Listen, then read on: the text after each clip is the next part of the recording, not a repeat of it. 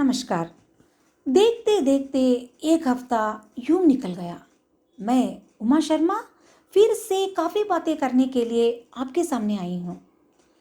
अप्रैल महीने में लॉकडाउन के कारण मेरी सहेली गीता को अपने दोनों बच्चों के साथ मायके में रहना पड़ा। वह एक छोटा सा टाउन था। लॉकडाउन के बावजूद शाम होते ही मोहल्ले के सदस्य अपने अपने घर के आंगन में बैठकर गपशप करते थे। मद्रास शहर से आने के कारण और अपार्टमेंट कल्चर में रहने के कारण गीता की बेटी बिंदु के लिए तो यह सब विचित्र सा लगने लगा था। उसे अपने अपार्टमेंट में अड़ोस पड़ोस घरों में रहने वालों का नाम तक पता नहीं होना इस आश्चर्य का कारण रहा। आज यह स्थिति सिर्फ बिंदु के साथ मात्र नहीं बल्कि अनेक लोगों के साथ लागू होती है ना। हाँ, आज का विषय पड़ोस कल्चर से संबंधित है। अगर आपके घर में दादा या दादी माँ हो तो यही सवाल उनसे पूछकर देखिए। वे तुरंत उनके अड़ोस पड़ोस घर वालों के नाम के साथ साथ उनके गुण दोषों की सूची भी देंगे। यह बदलाव का कारण कुछ लोग जनरेशन गैप कहते हैं, मगर मैं इसे हमारी सोच में आई भावनात्मक गैप कहना पसंद करती हूँ। यह केवल हमारे पुरखों से संबंधित बात कहकर हम टाल नहीं सकते हैं, क्योंकि पड़ोस तब भी थे, आज भी हैं, कल भी होंगे। मगर कल और आज जीवन दर्शन में आया यह अंतर पड़ोस कल्चर को एक नया रूप दिया है। उन दिनों में अड़ोस पड़ोस घरों में रहने वालों के नाम, काम और उनके सुख दुखों का परिचय मात्र नहीं हुआ करते थे। उनसे संबंधित हर छोटा मोटा समाचार भी एक दूसरे को पता होता था। सगे भाई शायद किसी कारणवश दूर रहते होंगे, मगर ये लोग उनसे भी ज़्यादा करीब रहते थे। आज घर से घर की दूरी नहीं बढ़ी है, मगर मानसिक दूरियां इतनी बढ़ गई है कि अनेक लोगों को आज भी उनके अड़ोस पड़ोस घरों में रहने वालों का नाम तक पता नहीं है। तो उनके सुख दुखों के बारे में पता किस प्रकार कर सकते हैं। उन दिनों में बच्चे सड़क पर खेलते समय अगर कुछ खाने का मन किया तो तुरंत किसी भी घर में जाकर बिस्किट विस्किट खा लेते थे। उन्हें प्यास हुआ तो जाकर गट गट पानी किसी भी पड़ोसी घर में पिया करते थे। बच्चों को कभी भी यह महसूस होने का अवसर ही नहीं मिलता था कि वे पराये घर वाले हैं। यही बच्चों के लिए अनौपचारिक शिक्षा यानी इनफॉर्मल एजुकेशन प्रदान करता था।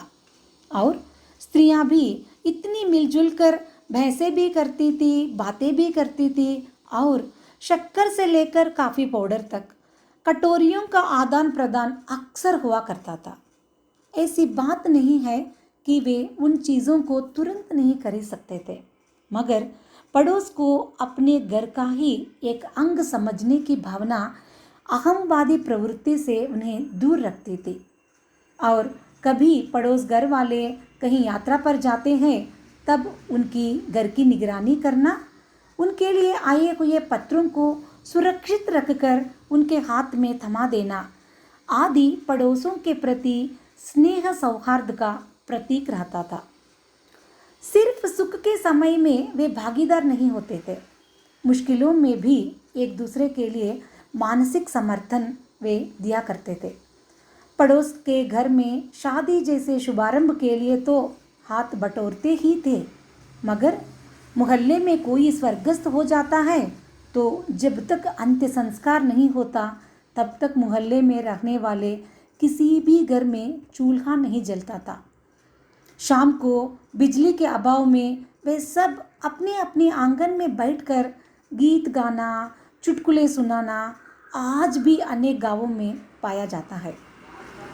यह बचपन से बच्चों को सामाजिक जीवन का परिचय कराता है। आजकल एकल परिवार होना, दोनों पति पत्नी नौकरी करना और एक या दो बच्चे वे भी शाला चले जाते हैं, तो अधिक समय पर घर पर ताला ही लटकता रहता है। तो ऊपर से तकनीकी देन, स्मार्टफोन और अन्य आकर्षणों से हम इतने व्यस्त हो गए हैं कि हमारे पास बाहर जाकर अपने पड़ोस से कुशल प्रश्न करने के लिए भी समय नहीं है। ऊपर से आधुनिकता और रिजर्वडनेस के नाम पर ऐसे व्यवहार करते हैं कि अगर कभी भी अनजाने से मुलाकात भी हो जाए तो मुंह से वाणी निकलना ही मुश्किल हो जाता है। आजकल महानगरों में रहने वाले अपार्टमेंट मैनेजमेंट कमिटियां साल में एक दिन अपार्टमेंट वालों को एक दूसरे से मुलाकात करने के लिए प्रत्येक मिलन कार्यक्रम आयोजन करते हैं और कुछ अपार्टमेंट्स में तो ये सप्ताह भर भी चलता है। कम से कम इस वजह से अपने अड़ोस पड़ोस वालों का परिचय और दोस्ती हो रहा है। वे एक दूसरे को जानने का प्रयास भी कर रहे हैं।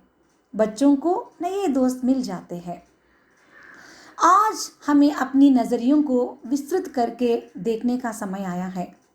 मैं समझती हूँ कि अड़ोस पड़ोस का कल्चर सिर्फ घर के आजू बाजू तक सीमित ना होकर वह हमारे जीवन के हर पहलू में व्याप्त धारणा है। घर के बाहर, अपने कार्यालय में आपके साथ बैठने वाले हर कर्मचारी भी आपका पड़ोसी ही है। इससे कुछ आगे हम सोचते हैं तो हमारे देश के आजू बाजू में रहने वाले देश भी हमारे पड़ोसी ही हैं। आखिरकार हर वक्त भ्रमण करने वाली पृथ्वी पर रहने वाला हर इंसान हमारा पड़ोसी ही है ना। तो लॉकडाउन के समय में हमारे सोच विचार में आया यह अंतर शायद पड़ोस कल्चर की दूरियों को मिटाने में सहायक होगा। तो चलिए आज एक कप कॉफ़ी अपने पड़ोस घर वालों के संग हो जाए। तो मैं चलती हूँ, तो आप क्या कहेंगे?